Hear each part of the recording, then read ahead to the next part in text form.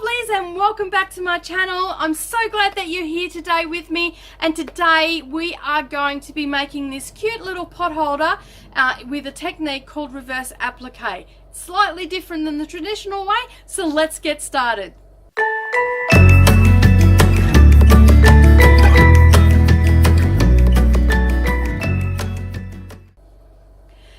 Okay, so we're going to be making this little pot holder, or you can have it as a mini quilt or a mug rug. It's entirely up to you. It'd make a cute little last minute gift for someone for Christmas.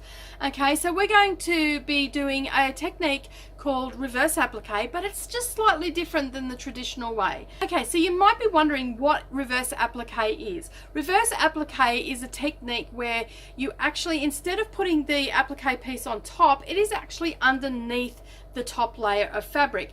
And we've got a slightly different technique that we're doing today. It's not where you're turning it under, needle turning it under. We're actually going to be cutting it out. So let's get started.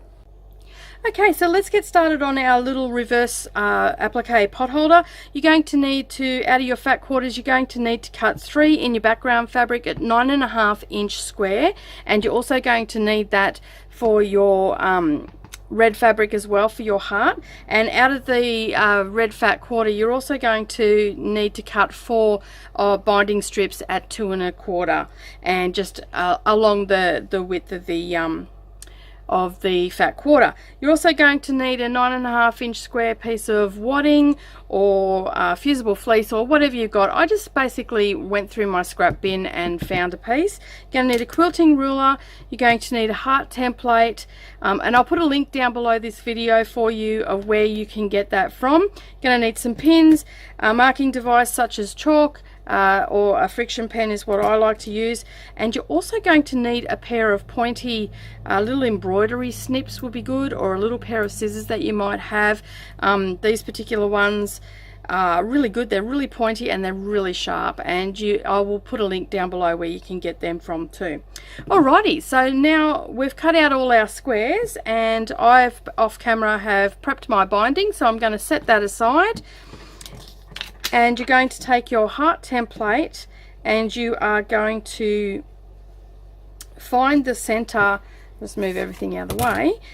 Find the center of one of your pieces, and you're going to draw that heart on there. And if you're using white, it's super easy. You can just place it underneath, and I'll show you on this piece here. You can see there, you can actually see the heart underneath, so it makes it nice and easy. If you've got a light box, then use a light box, but you want to get that centered on one piece of your background fabric. And then what you're going to do is you're essentially going to make a quilt sandwich.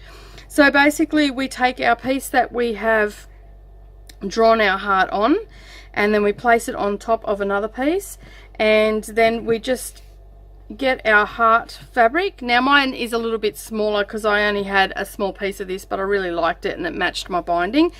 So you can use a smaller piece, but I recommend that you just cut a 10 inch piece, a 9.5 inch piece to match. So you want to find the center of that, and to do that I've just basically quartered that piece there, and I've done the same with my square piece of red fabric. And then I just lay that down, and because I've got a directional fabric here, I make sure that it's going the right way, and then I just lay that, matching those quarters up on top. And now what I'm going to do is actually just place a pin in the center of the heart, just to hold it there just for a second. Then I'm going to get my wadding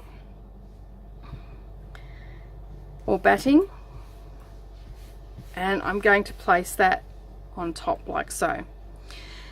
Then what I'm going to do is I'm actually going to place a few pins to hold this sandwich together.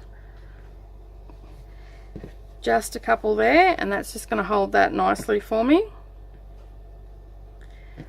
And then I get my last piece and place it with the right sides facing down, and then I just place my sandwich on top. And now what I'm going to do is just remove those pins and go through all of the layers.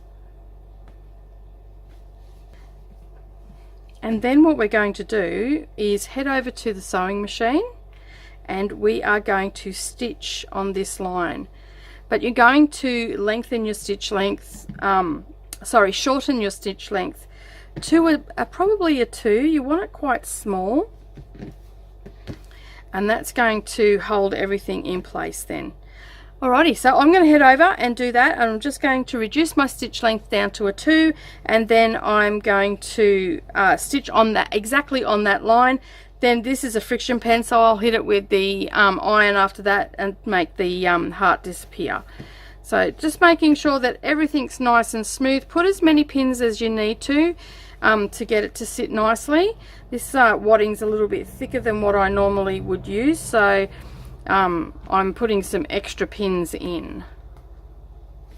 Okay, so I've stitched that down, and then I've ironed off the markings that I'd made. And what I'm going to do now is I'm going to make a grid pattern on this, but not in the heart part, and that way I can quilt this down. So you can see it's pulled in a little bit, but that's okay.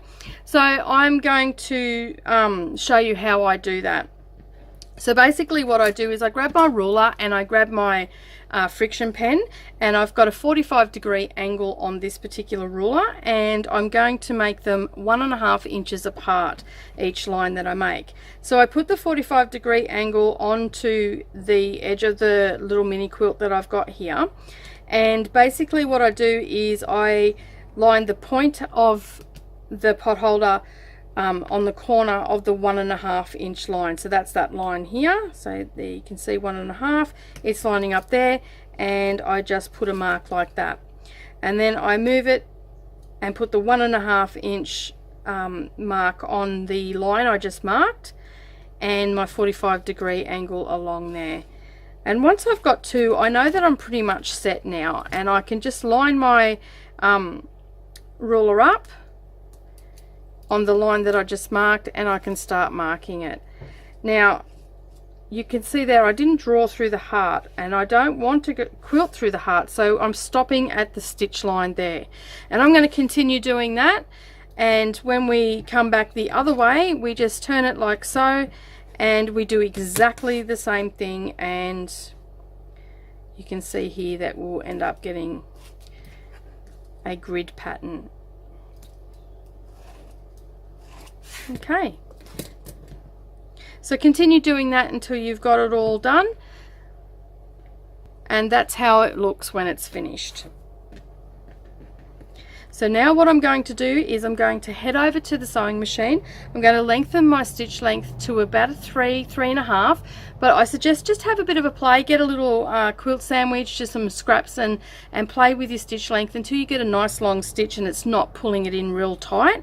I'm going to head over to the sewing machine and do all the quilting, and then I'll be back to show you what we're going to do with the heart.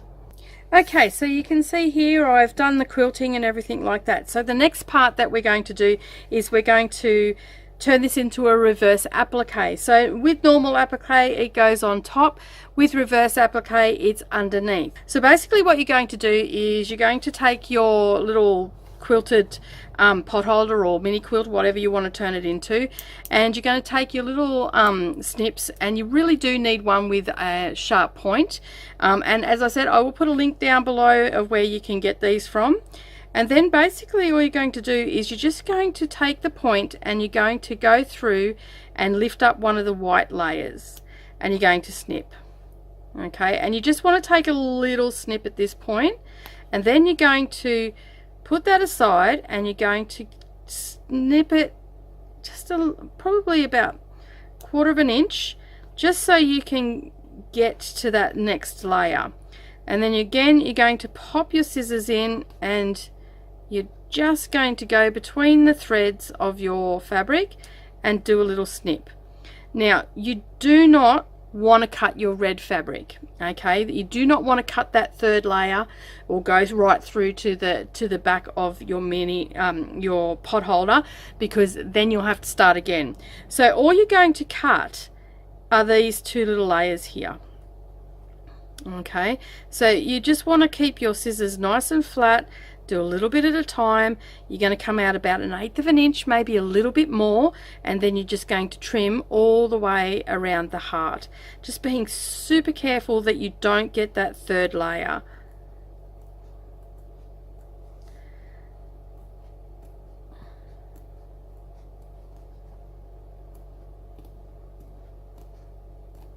So you can see there I'm exposing the heart. Okay, and this bit here where you're cutting, it doesn't have to be super perfect.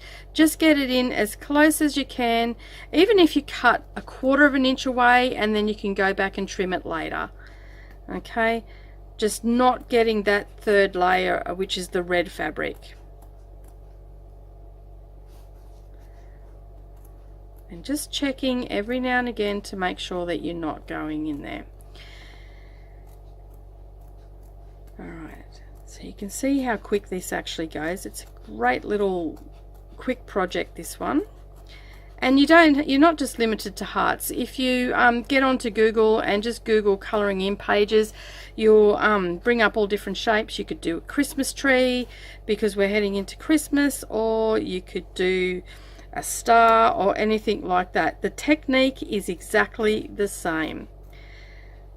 Now, if you should happen to go just a little snip into that third layer, don't stress it. Just keep going, okay? And just put a little bit of fray stop on it, and that'll stop it from going any further. So you can see there that I've cut about 1/8 of an inch, maybe a little bit bigger in some places. But now what I'm going to do is just to, because this is why it doesn't matter, I'm just going to get my fingernail and I'm going to just shaggy that edge up. So get it to fray, and my fingernail works the best. And you just rub that along, and you can get a little bit closer if you need to. They say about 1/8 of an inch. So I can trim that a little bit off because it was just a little bit too much there.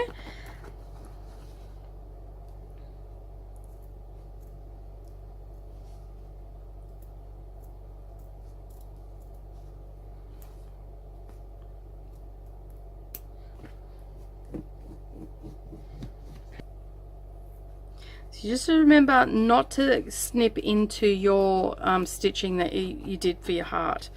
Okay, just take it nice and easy. Now it won't fray any further past your stitches, so you don't have to worry about that. And there you go. Okay, so that is our reverse applique technique. Now all you need to do is add a binding on this, and I'll pop a link down below where you can find the binding video, and I can show you step-by-step instructions on how to do that.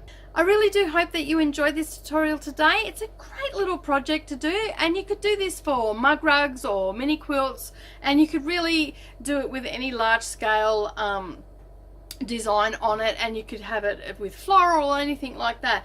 So if you like this tutorial today, give us a thumbs up down below, hit that subscribe button and the little bell icon beside it, so that way you won't miss out on any future posts. My name's Nicole Reid for Darvanalee Design Studio, and I'll see you all again next time. Bye for now.